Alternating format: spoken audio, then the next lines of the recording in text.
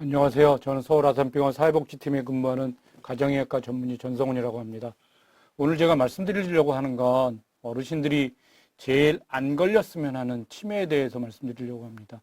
어떻게 하면 치매를 예방할 수 있을까? 물론 젊어서 다 결정이 되기 때문에 어려운 점이 있긴 하지만 그래도 우리가 조금이라도 어떻게 예방할 수 있는 게 있지 않나 하는 걸 알아보도록 하겠습니다.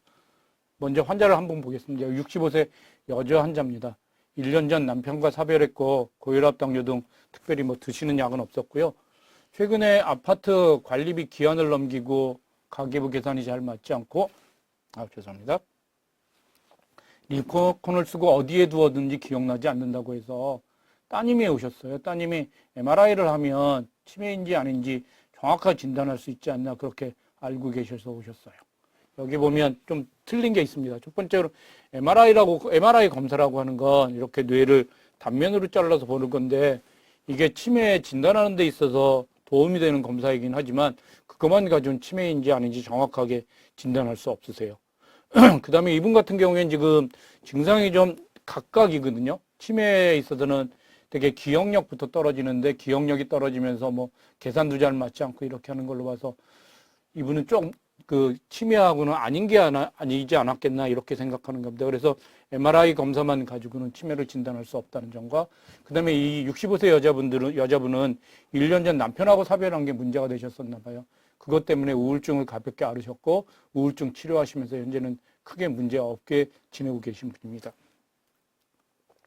제일 궁금해하시는 게 뭐냐면 건망증하고 초기 치매하고 어떻게 구별할 수 있느냐.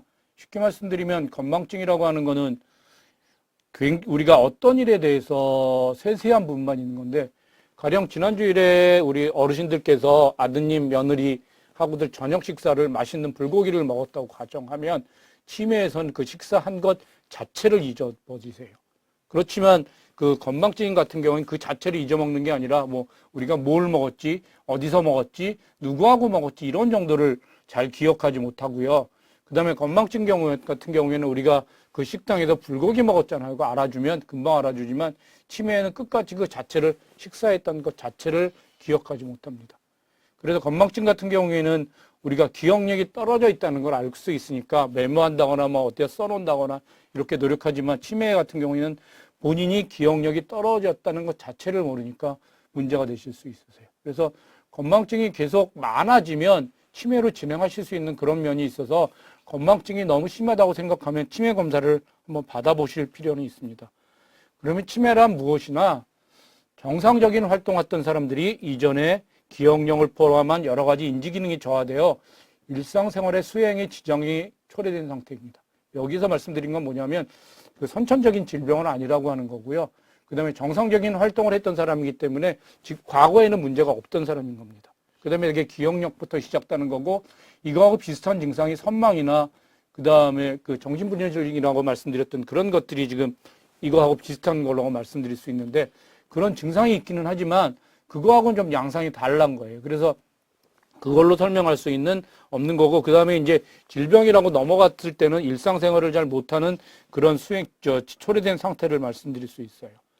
그래서 이게 치매가 언제 왔느냐 이거를 보면 퇴행성 질환이라고 하는 건 나이가 들어서 되게 그 치매가 오는 건데 우리가 제일 많이 하는 알츠하이머병, 로이체 치매, 전두엽성 퇴행 이런 것들이 있을 수 있습니다. 그 다음에 질병으로서 오는 건 뇌혈관질이라고 하는 게 주로 그 혈관성 치매라고 하는 건데 뇌경색으로 인해서 오는 경우가 제일 많고요.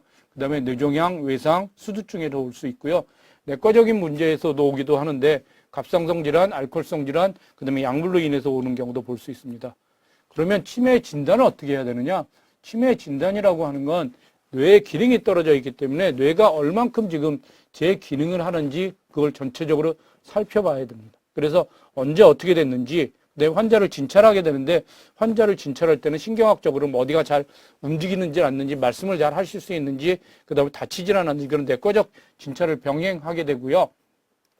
그다음에 신경심리검사라고 하는 게 세라드, SNSB라고 하는 걸 하게 되는데 여기서는 지금 어떻게 기억하고 있는지 5개 얘기해서 어떻게 얘기할 수 있는지 그다음에 금방 보고 어떻게 다시 그릴 수 있는지 우리가 여러 가지 그 면에서 검사를 하게 되니까요. 이게 지금 뇌의 기능이 어떻게 있는지 검사를 해야 돼서 치매의 진단평가에서 상당히 중요한 부분을 차지합니다. MRI를 물론 찍기는 하는데 그 검사실 검사나 원인동 진행평가에서 여러 가지 하면서 MRI를 찍기도 하는데 MRI하고 찍는 이유는 증상하고 MRI를 찍어서 이 사람이 어떤 특징적인 증상이 있을 때 기억력이 떨어졌다고 했을 때 해마 쪽에 이렇게 위축된 게 보인다거나 아니면 전두엽 쪽에 위축된 데 보이거나 이걸 보기 위해서 하는 거지 같이 해야 되는 거지 MRI 하나만 가지고는 할 수 없었고요. 내과적인 문제를 확인하기 위해서 혈액검사나 흉부 촬영, 심전도를 같이 진행하기도 합니다. 그래서 이전에 비해 달라진 게 언제부터 시작됐는지가 굉장히 진단하는 데 도움이 될 수 있는데요. 언제 시작됐는지 모르는 경우가 많이 있어요. 퇴행성인 알츠하이머나 루이체 같은 경우에는 제일 옆에 사는 사람은 잘 알아채지 못하는데 오랜만에 만난 사람들이 이 사람 좀 이상하다 이렇게 하기도 하고요.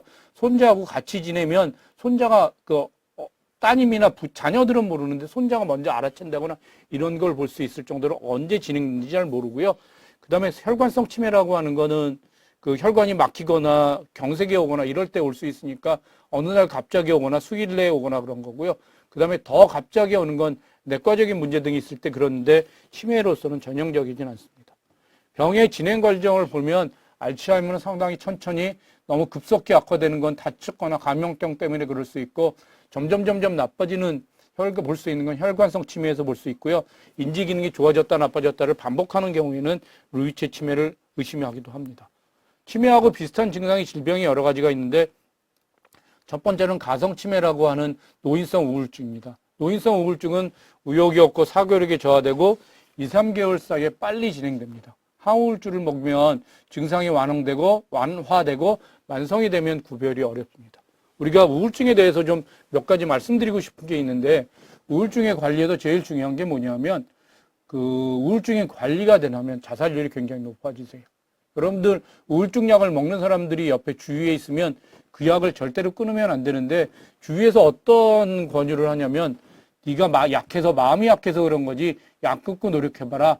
아니면 교회나 절이나 성당에 가서 종교에 귀의하면 하나님의 힘으로 부처님의 힘으로 그 마음을 다 잡아서 약을 끊고 살 수 있다고 이렇게 권유하시는데 우울증은 아닙니다. 우울증은 약물 효과가 굉장히 좋기 때문에 약을 잘 드시고 정상 생활을 유지하는 게 가장 중요하시고요. 그걸 약을 끊지 않고 먹는 게 자살의 예방에 있어서 제일 중요하니까 약을 잘 먹어야 된다는 것 잊지 않으시면 좋겠습니다. 선망이라고 하는 건 여기가 어딘지 모르고 그다음에 헛소리라고 이런 건데 되게 수술 후에 병원에서 마취의 증상이 나타났다가 기가 후에는 회복되는 걸 볼 수 있고요. 그다음에 내과적 질병에서는 알코올성 치매, 그다음에 간경화, 갑상선, 비타민 B12가 부족할 때 그런 것을 볼 수도 있습니다. 그래서 치매가 지금 어느 정도 와 있는지 우리가 평가해야 되는데 이게 어디에서 중요하냐면 요양원을 입수한다거나 아니면 등급을 받을 때 이런 것들을 시행하게 됩니다. 그래서 먼저 인지기능 평가 아까 말씀드렸던 그런 신경심리 검사를 하게 되고 그 다음에 중요한 게 뭐냐면 옷 입기, 세수하기, 목욕, 이동, 화장실 사용, 대소변 조절들이 혼자 지금 생활을 할 수 있느냐 없느냐 특히 대소변 조절 같은 게 안 되면 옆에 사람한테 도움을 받아야 되니까 그런 문제가 있는지 없는지 그 다음에 이상 행동이나 문제 행동을 하지는지 않은지 치매 자체는 지금 생각을 잘 못하고 결정을 잘 못하고 기억력이 떨어지는 거지만 그것 때문에 나타나는 정신과적인 증상이 우울, 진화, 불안, 고격성 이런 여러 가지 증상이 나타나는데 이런 증상이 나타나게 되면 그 집에서 잘 간호하기가 어렵게 되고요. 이런 증상은 정신과적 약물로 치료를 해야 되는데 부작용 때문에 용량 조절에 상당히 어려움이 있으니까 그런 것들은 없는지 그렇게 여러 가지를 다면적으로 평가하게 됩니다. 환자를 한번 보시도록 하겠습니다. 80세 남자 환자분이셨어요. 대학교를 졸업하셨고요. 그 다음에 맨 처음에 증상이 된 건 70세에 자기가 잘 기억하지 못한다. 말이 잘 안 나온다. 단어를 잘 생각하지 못한다. 이렇게 하셨어요. 그래서 여기 MMSE 27점이라고 표시되어 있는데 MMSE라고 하는 검사는 뭐냐면 여러분들 그 보건소 갔을 때 하는 그런 검사예요. 이렇게 그림도 그리고 여긴 어디지 뭐 이렇게 단어하는 검사인데 그 검사를 굉장히 간단한 검사로 생각하지만 그걸 쭉 검사를 해보면 여기서 보이는 것처럼 성적이 점점 떨어지는 걸 볼 수 있으세요. 72세 경도인지장애라는 거는 뭐냐면 치매 초기라고 해서 초기하고 그 경계에 있는 건데 물건 둔 것 잘 모르고 약을 뭐 먹었는지 잘 잊어먹었고요. 단어를 금방 내지 못하시더라고요. 길 찾기나 뭐 일상생활에는 문제 없었고 MMS에는 27점이니까 거의 정상이세요. 물론 더 하신 분들은 대학을 졸업하셨으니까 28점이나 30점도 많이 있지만 27점에선 문제 없으세요. 그러다 한 5년쯤 지나니까 치매 초기로 됐는데 들은 내용을 전달을 잘 못하시고 같은 질문을 반복하시다거나 익숙하지 못한 데 가면 길을 잘 못 찾으시는 문제가 생기시더라고요. 그래서 그때 검사를 해보시니까 MMSA가 20점으로 떨어지셨고요. 그 다음에는 조금 더 나빠지셔서 78세가 됐을 때는 약속을 전혀 기억하지 못하고, 그 다음에 동네에서 길을 잃고, 그 다음에 소변 실수, 세수를 혼자 못하니까 이때는 요양원에 들어가실 수밖에 없었어요. 요양병원에 들어오셨을 때 검사를 해봤더니 MMS가 14점이고, 그 다음에 요양병원에 입소해서 74세가 됐을 때는 아들을 알아보지 못할 때도 있었고, 삼킴장애가 있었고, 대소변 잘 못 가리고 요양병원에서 했던 MMS에는 13점이고, 지금 80세가 하고 지금 요양병원에서 지내고 계신 그런 분이세요. 이분이 앓고 있는 병은 알츠하이머라고 말씀드릴 수 있으세요. 여러 가지가 있지만 치매 중에 가장 흔한 거고요. 그 다음에 점진적 시작을 보이면 제일 처음엔 기억력이 먼저 떨어지고요. 이분은 지금 어디가 잘 모르고, 그 다음에 어디에 뒀는지 잘 모르고, 약속 잊어먹고 이런 것들이에요. 그 다음에 그게 지나가면 다양한 신경학적 문제, 신체적 문제가 발생할 수 있고요. 근데 뭐 판단을 잘 못한다거나 이상한 행동하거나 이런 것들이 생각할 수 있고요. 그 다음에 신경학적 증상은 말기에 나타나고요. 그 다음에 유병기간은 대개 2년에서 20년 있고요. 평균에서는 8년 내지 10년이에요. 이분은 70세 시작해서 80세 정도에서 지금 진행되고 있고요. 젊어서 알츠하이머에 걸리면 좀 더 빨리 진행되는 걸로 알려져 있습니다. 위험 요인이 확실한 거는 나이가 들수록 알츠하이머 많이 걸리는 게 확실하니까 나이가 많을수록 많이 걸리는 거고, 가족력이 있을 때 두 가지는 확실한 것 같고요. 가능성 있는 건 여성한테 좀 많은 것 같고, 그 다음에 우울증이 잘 관리 안 되면 그 알츠하이머에 걸릴 수 있다고 가능성이 있긴 한데, 이거는 연령 증가나 가족력만큼 확실하진 않은 것 같습니다. 진행 과정을 먼저 보면 최근 기억부터 없어지는 거고, 그 다음에 언어 능력에서는 단어 선택에 어려움이 생기고, 그 다음에 그게 조금 더 지나가면 시공간 능력이 길찾기 어려움이 생기세요.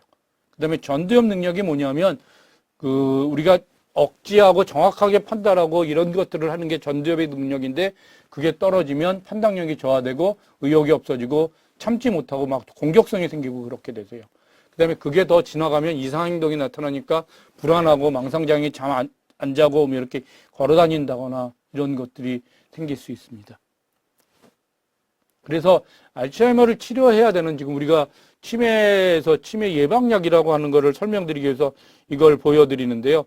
우리가 지금 뇌에서 생각하고 그 다음에 여러 가지를 했을 때 여러 가지 그 신경세포가 이어져 있어서 신경세포하고 신경세포가 연결돼서 같이 일을 하게 되는데, 신경세포하고 신경세포 중간에 있는 게 그 신경 전달 물질이라는 게 있어서 우리가 움직여라 하면 이게 머리서부터 이게 움직이는 걸 할 수 있고 생각하는 게 할 수 있는데, 정상인 사람에는 그게 아주 빨리 전달될 수 있는데, 알츠하이머 병이 되면 세포 자체에도 문제가 생기고 아멜로이드 단백이라는 게 생겨서 신경 전달 물질이 점점 줄어들게 돼요. 그래서 신경 전달 물질이 부족하게 되면 우리가 생각도 잘 못하고 여러 가지 문제가 생길 수 있는데, 주는 약은 뭐냐면 그 신경 전달 물질이라고 하는 것들이 없어지지 않도록, 그래서 우리 몸속에서 없어지지 않도록 하는 약을 처방하게 되면 그 치매 증상이 좀 더 좋아질 수 있어요. 그래서 그런 면에서 약물 치료하는 건 인제 기능 개선 치료제라고 하고, 우리가 약을 처방할 때 치매 예방약이라고 하는 겁니다. 아세틸콜린이라고 하는 그런 그 신경 전달 물질이 없어지지 않도록 하는 그런 기존의 알리스펩트, 엑셀런, 에밀라, 에빅스 이런 약을 처방하게 되면 경증인지 중증도의 치매에는 효과가 있습니다. 인지기능이나 정신 증상 조절에는 도움이 되고, 그 다음에 결국에는 진행하는 걸 막지 못하기 때문에 초기에 발견해서 이거 약을 사용해서 그 초기에 그런 그 증상이 심하지 않은 증상이 유지될 수 있도록 노력하는 게 중요할 것 같습니다. 지금 이게 그래프를 보면 인지기능이 점점 떨어지는 거고, 그 다음에 시간을 보는데, 우리가 치매에 걸려서 돌아가시기까지 10년, 15년이 걸린다고 하면, 지금 처음에 1년이나 2년 됐을 때 약물, 치매를 발견해서 치매 예방약이라고 하는 지금 말씀드렸던 그런 약을 쭉 하면 돌아가시거나 할 때까지 지금 우리가 생각하는 그 기능이 많이 떨어지지 않은 상태에서 유지할 수도 있습니다. 그렇지만 중간에 약을 먹다 약을 중단하게 되면 굉장히 치매기가 빨리 진행돼서 증상이 빨리 생길 수 있으니까 지금 치매를 근본적으로 치료하는 약이 발견된 게 없어요, 사실은. 그래서 치매를 조기에 발견해서 지금 가지고 있는 약 가지고 증상을 조절할 수 있도록 그렇게 치매를 가능하면 빨리 발견할 수 있도록 노력해 주시면 좋겠고, 그 방법은 그 진단, 그러니까 미리미리 초기에 건강검진을 받아보시는 것뿐이 없으세요. 65세가 되시면 보건소에서 그 치매 검진을 시작하니까 1년에 한 번씩 꼭 받아보시면서 아까 말씀드렸던 그 MMSA가 떨어지지 않는지 그런 것들을 판단해서 필요하면 빨리 약물 치료를 시작하실 수 있도록 그렇게 생각해 주시면 좋겠습니다. 물론 약에 부작용이 없는 건 아닙니다. 입맛이 줄고 체중이 줄거나 맥이 너무 느려지고 두통이 있을 수는 있는데 되게 약을 계속 먹으면 괜찮아지는 경우가 많이 있으니까 약에 이런 부작용이 있을 수 있다는 건 알아주시면 좋겠습니다. 그다음에 요양병원에 입원해야 되는 경우가 있으세요. 요양병원에 입원해야 되는 경우에는 우리가 집에서 치매 환자를 돌보다가 돌볼 수 없는 상태가 됐을 때 그 요양병원에 입원하게 되는데 환자 일상생활 수행 능력의 저하라고 하는 건 혼자 생활할 수 있는지 대소변을 가릴 수 있는지 그다음에 뭐 여러 가지 그 옷을 갈아입는다거나 씻는다거나 이런 거 혼자 밥을 먹는다거나 이런 걸 할 수 있는지가 중요한 것 같고요. 그다음에 치매 환자 이상 행동이 나타나면 조절하기 어려우세요. 배회 공격성, 밤에 주무시지 않는다거나 이상한 행동을 한다거나 이상한 망상에 빠져서 주위에 있는 사람을 의심한다거나 이런 행동이 있을 때 병원에 입원하시게 되는데 그때는 정신과적 약물을 치료해서 이런 증상을 조절하게 되고요. 치매로 오인받는 선망은 아까 말씀드렸던 게 선망은 여러 가지 내과적이나 수술 이런 것 때문에 오는 거니까 증상이 금방 좋아질 수 있으니까 그거는 그거에 따라서 잘 치료하시면 될 것 같습니다. 그래서 알츠하이머 환자는 이렇게 살펴봤고요. 두 번째는 65세 여자 환자입니다. 과거력에 고혈압, 고지혈증, 골다공증 약물 치료하고 계세요. 저한테 제일 처음에 오셨을 때는 갑자기 10일 전에 일을 어제 일처리 예림하고 같은 질문을 계속 반복하십니다. 여기처럼 갑자기 증상이 생기시는 건 그때 MRI를 찍어봤더니 인지기능의 중요한 영역에서 그 뇌경색이 왔던 거예요. 이후에는 진료 날짜, 중요한 약속 기억하지 못하고 점점 지나가면서 시간의 순서가 뒤섞이고요. 그 다음에 이제 아주 지나가서는 아마도 그 알츠하이머 같이 치매가 진행되는 걸로 그렇게 알려져 있긴 합니다. 그래서 이렇게 갑자기 오는 거는 그 혈관성 치매라고 생각되고요. 혈관성 치매는 그 두 번째 많고 뇌혈관에 문제가 생겨서 많이 발생하는 겁니다. 물론 뇌 그 경색 뒤에 오기도 하지만 뇌경색 히스토리가 그 과거력이 없었는데도 작은 뇌경색이 반복돼서 그 발병하는 경우도 볼 수 있습니다. 그래서 그 혈관성 치매는 뇌경색이 아닌 증상이 없었는데도 발생할 수도 있고요. 뇌경색의 증상이 나타날 수도 있고 아니면 뭐 손발저림, 구역질 이런 것들이 뇌경색이 아닌 것 같은 증상이 해서 천천히 진행되기도 합니다. 증상이 알츠하이머보다 아주 급속하게 진행되고요. 초기에 의욕저하, 불면증 이런 것들이 나타날 수 있습니다. 위험 요인은 고혈압, 심장병, 당뇨병, 동맥경화, 고지혈증, 흡연 등이 있는데 혈관성 치매를 예방하는 건 그 뇌경색을 예방하는 거, 동맥경화를 예방하는 것하고 똑같으세요. 그렇게 예방했으면 좋겠는데 고혈압은 130에 90 이하로 유지했으면 좋겠고 당뇨병은 당화혈색소를 6.5%, 고지혈증, 우리 몸속의 나쁜 콜레스테롤 저밀도를 100 이하로 그다음에 항응고 약물이라고 하는 건 아스피린을 드셔야 될 수 있는데 그래서 지금 심방세동, 심방판막증이나 협심증, 경동맥 협jam처럼 그 혈관 자체가 막혀져 있는 게 보면 그 아스피린 같은 약물을 필요하면 꼭 잘 드시면 좋겠고 그 다음에 술, 담배 끊는 게 혈관성 치매를 위해서 굉장히 중요합니다. 치료는 그 뇌혈관장애 후유증 치료를 위해서 뇌경색 재발 방지를 위한 치료하고 그 다음에 알츠하이머병 치료하고 같이 병행해야 되는 그런 약물을 병행해서 쓰게 됩니다. 그 다음에 초기에 우울증 등 감정 기복이 아주 심한 걸로 보여서 그런 치료를 병행하게 됩니다.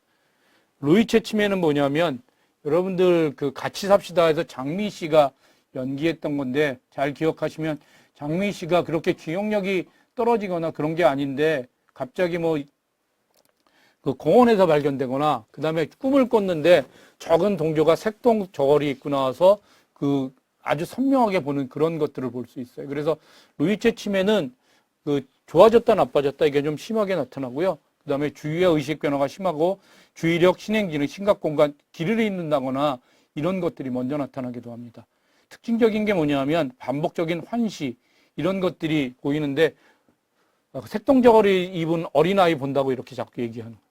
그래서 색깔까지 기억할 수 있을 정도로 하고 그 다음에 또 한 가지는 뭐냐면 수면장애가 나타난 심한 잠꼬대, 몸부림을 이렇게 호소하시는 분들도 계세요. 이분 같은 경우에는 파킨슨병으로 진행하는 경우도 볼 수 있습니다. 그래서 루이츠 치매 같은 경우는 약물 처방은 비슷하긴 하지만 이렇게 조금 더 그 알츠하이머보다 증상의 변화가 있다는 거 보고 의사들이 진단을 붙이기도 합니다. 그 다음에 전두엽성 퇴행은 뭐냐면 전두엽에 문제가 생기는 건데 전두엽에서 생기는 문제는 뭐냐면 주로 그 이상하고 공격성 이런 것들이 많이 생기세요. 그래서 좀 더 젊은 나이에 변성하고 전두엽이나 축두엽에 문제가 생기는 거고 성격 변화, 언어 표현의 장애, 의미소실 증상들이 있는데 어떻게 볼 수 있냐? 갑자기 이상한 행동을 해요. 안 싸우던 사람들이 자꾸 싸우고 주위에 문제를 일으키고 그래서 사회적 상황에서 부적절 행동을 많이 나오게 되고 갑자기 행동이 바뀌고 이런 것들을 했을 때 한 번쯤 의심해 봐야 되는 겁니다. 그래서 화내고 욕설, 폭력적인 그런 것들을 보일 수 있고요. 그 다음에 진행하는 양상이 언어장애가 두러지고 그 다음에 점점 말쓰러지고 전혀 말이 없는 상태가 진행하기도 합니다. 이런 그 상태에서 MRI를 찍어먹는 게 굉장히 도움이 돼서 전두엽에 문제가 있는지 없는지를 확인해 볼 수 있습니다. 그래서 이제 치매 예방을 위해서 결론적으로 말씀드리면 우리가 진인사 대천명이라고 하는 것들을 이렇게 해서 하나씩 이렇게 말씀드릴 수 있는데요. 첫 번째로는 진땀나게 운동합니다. 운동을 열심히 해주시면 좋겠고요. 그 다음에 담배 끊는 거 굉장히 중요합니다. 사회활동이 굉장히 중요한데 혼자 계시는 분들한테 많이 생기실 수 있으세요. 그래서 혼자 계시지 않았으면 좋겠고 복지관 같은데 학교 다니듯이 매일 나와서 활동해 주시면 좋겠어요. 그게 한 사람을 더 만날 때 굉장히 도움이 되실 수 있고요. 그 다음에 같이 생활하거나 그 식구가 많을수록 도움이 되실 수 있는 겁니다. 그 다음에 대뇌 활동이라고 하는 건 뭐냐면 무언가를 배우시면 좋겠어요. 무언가를 배운다고 하는 게 열심히 노력하는 거고 그 다음에 여러분들 오면 가서 보시면 복지관에 가서 보시면 하나가 넘어갔는데요. 복지관에 가서 보시면 그 일기를 쓴다거나 이런 것들을 하게 되거든요. 책을 읽는다거나. 그 다음에 하실 수 있으면 원하신 거를 배우시면 좋겠어요. 특히 외국어 배우는 것들을 의사들이 굉장히 권유하는 일 중에 하나인데 그렇게 대뇌 활동을 할 수 있는 뇌 운동을 할 수 있는 걸 잘 하시면 좋겠고요. 그 다음에 술 끊는 거, 그 다음에 생명을 연장하는 식사를 하시는 게 도움이 되는데 생명을 연장하는 식사는 뭐냐면 우리가 부족한 게 지금 단백질이에요. 그래서 좀 더 고기, 단백질 이런 것들을 좀 더 많이 드시도록 노력해 주시면 좋겠어요. 그래서 운동 열심히 하고 담배 끊고 술 끊고 그 다음에 활동을 딴 사람 만나서 하는 것들을 끊지 마시고요. 계속 그렇게 열심히 하시면 좋겠고 그 다음에 무언가를 배우시면 좋겠습니다.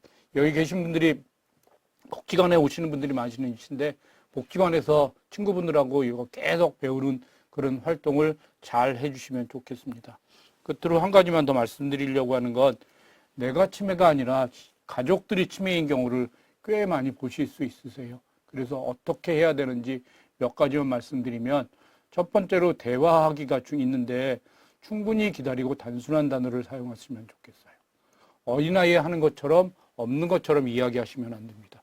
우리 보호자들이 할 때 어린아이에 하듯이 어르신한테 반말로 이렇게 하시는 경우가 있는데 굉장히 어르신들 스트레스 받으니까 어린아이한테 하는 것처럼 하시면 안 되고요. 목욕하시는 원하는 시간에 규칙적인 일상이 될 수 있도록 며칠에 한번 이렇게 정기적으로 하시면 좋겠고 옷 갈아입기도 같은 시간에 좋아하는 옷, 편한 옷 여러 가지를 준비해서 쉽게 갈아입을 수 있도록 원하는 걸 할 수 있도록 그렇게 하시고요. 특히 식사기는 정해진 시간에 하시는 게 중요합니다. 그 다음에 탈수가 일어날 수 있어서 조금씩 여러 번 잘 먹을 수 있도록 특히 탈수가 되지 않도록 그렇게 노력해 주시면 좋겠고 그 다음에 운동은 움직이지 않으면 근육이 망가져서 결국에는 그 침대에 누워서 생활하게 되니까 서서히 규칙적으로 끊지 않고 너무 피곤해하지 않는지 이런 것들을 관찰해 주시면 좋겠고요. 그 다음에 요실금, 변실금이 있을 수 있는데 이거는 하는 게 규칙적으로 2시간마다 한 번씩 화장실을 가게 한다거나 이렇게 해서 예방하실 수 있는 방법이 있어요. 그 다음에 낮잠을 잘 못 자게 해서 낮잠을 주무시면 밤에 잘 못 자게 되니까 그런 것들을 피할 수 있도록 그렇게 노력해 주시면 좋겠고요. 그 다음에 망상 환각이 있으면 환자들하고 싸우시면 안 되세요. 환자 머릿속엔 그게 진실이거든요. 이분 틀림없이 집에 가지 않았는데 집에 갔다 왔다 뭐 이렇게 이상한 얘기를 하게 되는데 그냥 들어주시고 그냥 안전하게 그냥 인정해 주시는 것처럼 그렇게 해주시면 좋겠어요. 그다음에 배회하는 경우가 많이 있는데 이름표, 주소, 목걸이 달게 하고 집에서는 어린아이한테 하듯이 위험한 거 손 닿는 데서 다 치우도록 그렇게 하고 열쇠 관리, 안전한 환경에서 이렇게 관리할 수 있도록 이렇게 간호하실 수 있도록 그렇게 해주시면 좋겠습니다. 그래서 치매 환자들이 갑자기 나빠지는데 갑자기 나빠지는 게 되게 환경이 바뀌었을 때 굉장히 나빠지세요. 뭐 요양원을 딴 데를 간다거나 이사를 간다거나 딴 집으로 이렇게 뭐 아들 집 갔다가 딸의 집에 간다거나 이렇게 하실 때 굉장히 많이 악화되는 걸 볼 수 있는데 치매 환자를 위해서는 익숙한 환경에서 안전한 환경에서 이렇게 지낼 수 있도록 그렇게 도움을 주시는 게 좋으실 것 같습니다. 그래서 여기까지 말씀드렸는데요. 치매 예방을 위해서 여러 가지가 있겠지만 첫 번째로 혈관성 치매는 우리가 뇌경색을 예방하기 위해서 고혈압, 당뇨, 고지혈증 이런 것들을 잘 관리할 수 있도록 그렇게 노력해 주시면 좋겠고요. 알츠하이머병, 루이체 치매 같은 건 우리가 현재로서는 원인을 잘 모르거든요. 그래서 첫 번째로 조기에 발견할 수 있도록 우리가 그 보건소에서 하시는 그 치매 진단검사, 건강검진 빠지지 말고 받아주시고요. 그 다음에 두 번째로 치매를 예방하기 위해서 우리가 그 뇌 기능을 향상시키기 위해서 뇌 운동을 계속해야 되는데 그러기 위해서는 사회활동 끊지 마시고 그 다음에 무언가 계속 생각하고 그 다음에 일기 쓰고 이런 일들을 계속 하실 수 있도록 노력해 주시면 좋겠습니다. 그럼 이걸로 마치겠습니다. 감사합니다.